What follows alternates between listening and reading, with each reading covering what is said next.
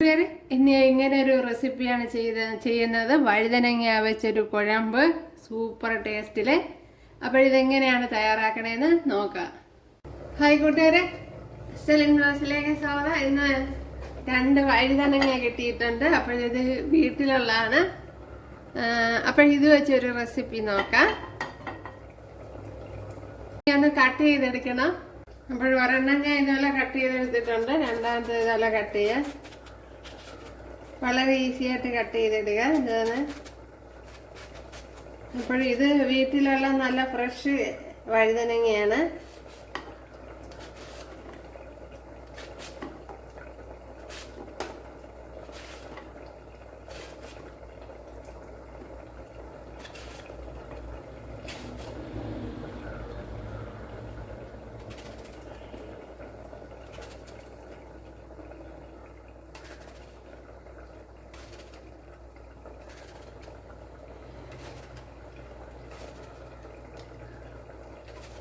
Okay, അപ്പോൾ ഞാൻ അവിടെ അരിഞ്ഞെടുത്തിട്ടുണ്ട്. ഇതിനെ ഇനി ഒന്ന് കഴുകിയെടുക്കണം.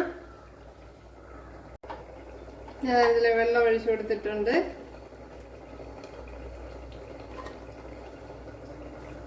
അപ്പോൾ ഇതുപോലെ എല്ലാം ഒന്ന് കഴുകിയെടുക്കാം.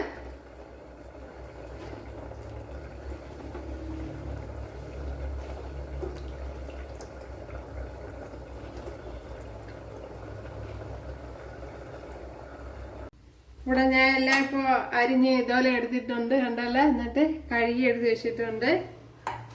ഇനി ഒരു പാത്രം വെച്ച് കൊടുക്കാം.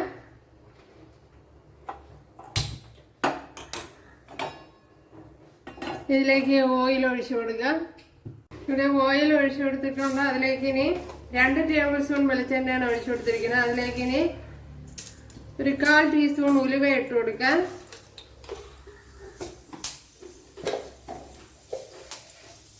അതേപോലെ അതിലേക്ക് കടുക് ഇട്ട് കൊടുക്കാം.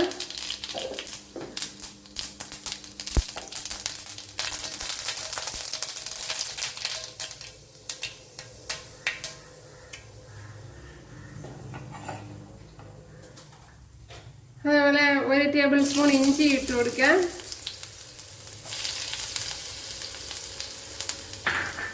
ഒരു 3 പച്ചമുളക്, ഒരു 6-7 അല്ലി വെളുത്തുള്ളി.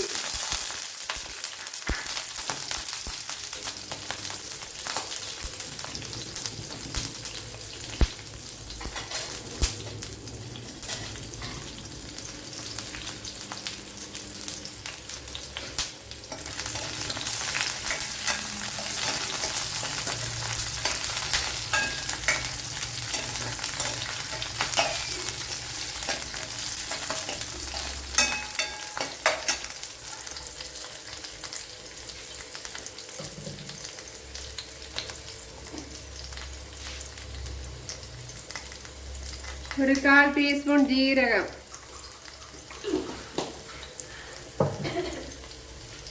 ചെറിയ ജീരകമാണ് ഇട്ട് കൊടുത്തത്.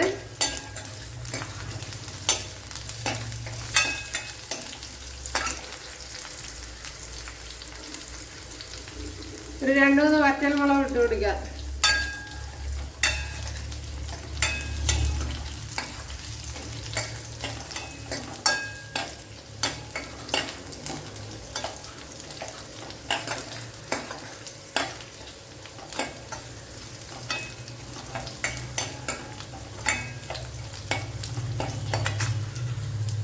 ഒരു വലിയൊരു സവാള അരിഞ്ഞെടുത്തിട്ടുണ്ട്, അല്ലെങ്കിൽ മീഡിയം സൈസ് 2 സവാള ഇതുപോലെ അരിഞ്ഞാണ് എടുത്തിരിക്കുന്നത്. അത് ഇട്ട് കൊടുക്കാം.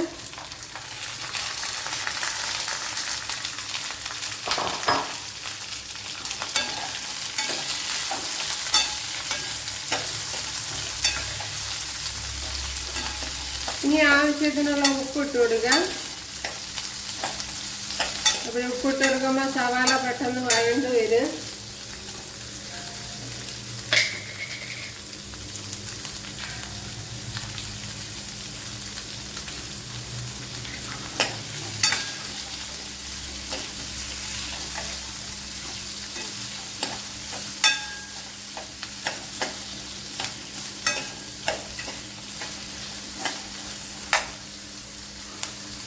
ഇപ്പോൾ സവാളയൊക്കെ വഴണ്ട് വന്നിട്ടുണ്ട്. ഇതിലേക്ക് ഇനി തക്കാളി ഇട്ട് കൊടുക്കാം.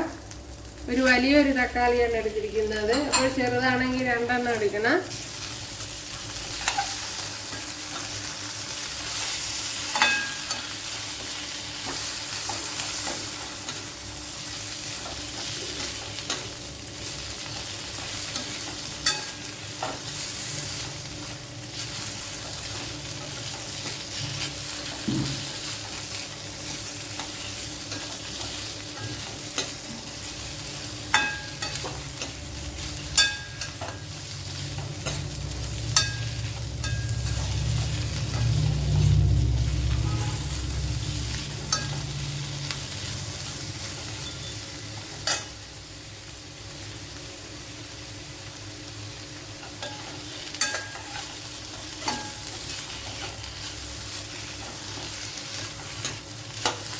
ഇനി ഇതിലേക്ക് പൊടി ഐറ്റങ്ങളൊക്കെ ഇട്ട് കൊടുക്കാം.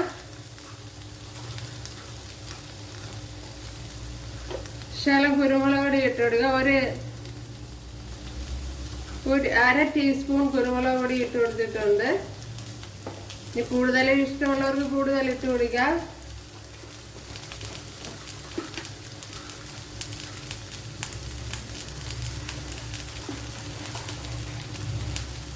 ഒരു 2 ടേബിൾ സ്പൂൺ മല്ലിപ്പൊടി ഇട്ട് കൊടുത്തിട്ടുണ്ട്.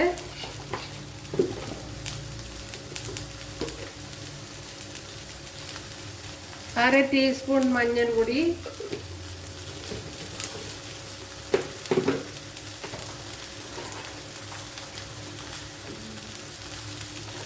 1 ടേബിൾ സ്പൂൺ മുളക് പൊടി,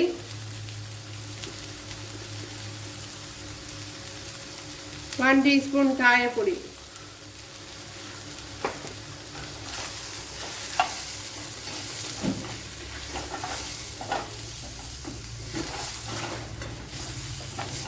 അപ്പോഴേ പൊടിയായിട്ട് അങ്ങനെ പച്ചമണമൊക്കെ ഒന്ന് മാറ്റിയെടുക്കണം.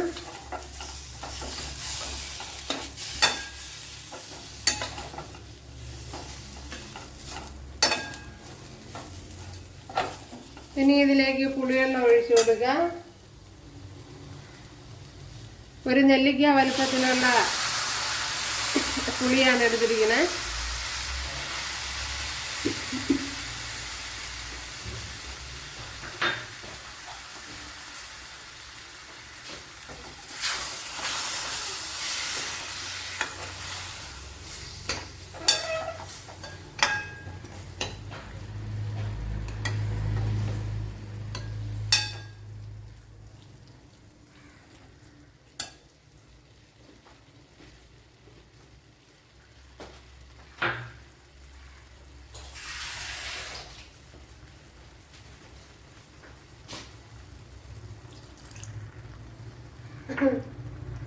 വെള്ളം ഒരുപാട് ഒഴിക്കാൻ പാടില്ല, വളരെ കുറച്ച് വെള്ളം മതി.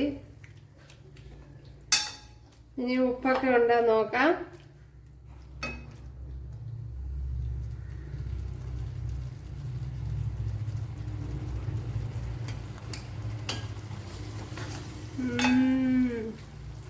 സൂപ്പർ. ഒരു ശകലം ഉപ്പൂടെ വേണ്ടി വരും.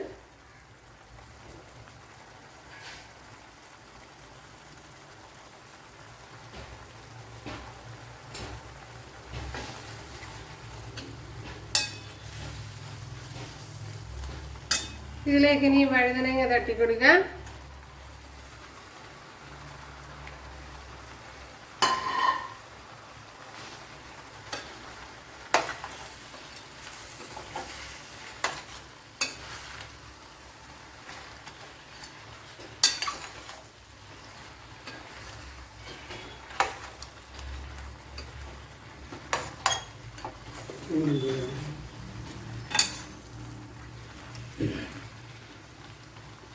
ഒരു ശകലം വെള്ളം കുറവ് പോലെ തോന്നുന്നു, അതുകൊണ്ട് ശകലം വെള്ളം കൂടെ ഒഴിച്ചു കൊടുക്കാം. ഒരുപാട് കൂടി പോകണ്ട. ഇനി ലോ ഫ്ലെയിമിലൊന്ന് അടച്ചു വയ്ക്കാം.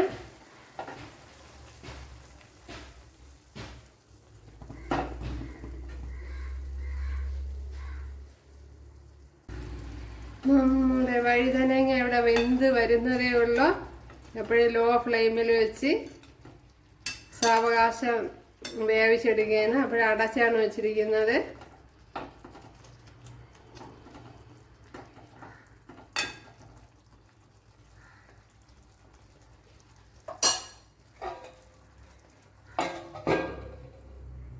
നല്ലവണ്ണം ഒന്ന് വെന്ത് വരണം. നമ്മളെ വഴുതനങ്ങയൊക്കെ ഇവിടെ നല്ലപോലെ വെന്ത് വന്നിട്ടുണ്ട്. അപ്പോൾ ഞാൻ അടച്ചു വെച്ചിരുന്ന് വേവിച്ചെടുത്തതാണ്. അതുപോലെ ഒരുപാട് വെള്ളമൊന്നും ഒഴിക്കാൻ പാടില്ല. പിന്നെ ഒഴിച്ചു കറി പോലെ വേണമെന്നുള്ളവർക്ക് അങ്ങനെ ചെയ്തെടുക്കാനും പറ്റും. ഇത് ഇപ്പം ഞാനൊരു കുഴമ്പ് പരുവത്തിലാണ് വേവിച്ചെടുക്കുന്നത്. എന്താ ഇപ്പം വഴുതനങ്ങയൊക്കെ ഏകദേശമൊക്കെ വെന്തിട്ടുണ്ട്. ഒട്ടും പിന്നെ അപ്പോഴും ആദ്യം ഒഴിച്ചു കൊടുത്ത വെള്ളം തന്നെയാണ്, പിന്നീട് വെള്ളമൊന്നും ഒഴിച്ചു കൊടുത്തിട്ടില്ല. അപ്പോഴത് ശ്രദ്ധിക്കുക. അതുപോലെ സവാളയൊക്കെ നല്ല വെന്തതിന് ശേഷം വേണം വഴുതനങ്ങ ഇട്ട് കൊടുക്കാൻ. അപ്പോൾ ഉപ്പൊക്കെ ഉണ്ടാകുന്ന നോക്കാം.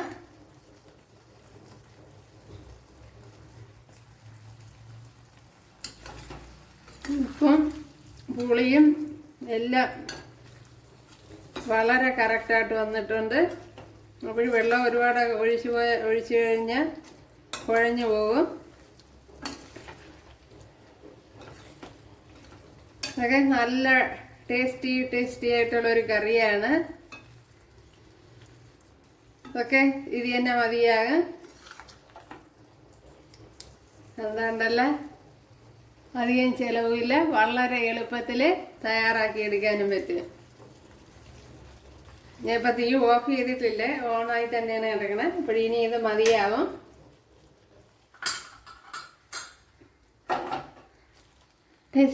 ടെസ്റ്റി നമ്മുടെ വഴുതനങ്ങ കുഴമ്പ് ഇവിടെ റെഡി ആയിട്ടുണ്ട്.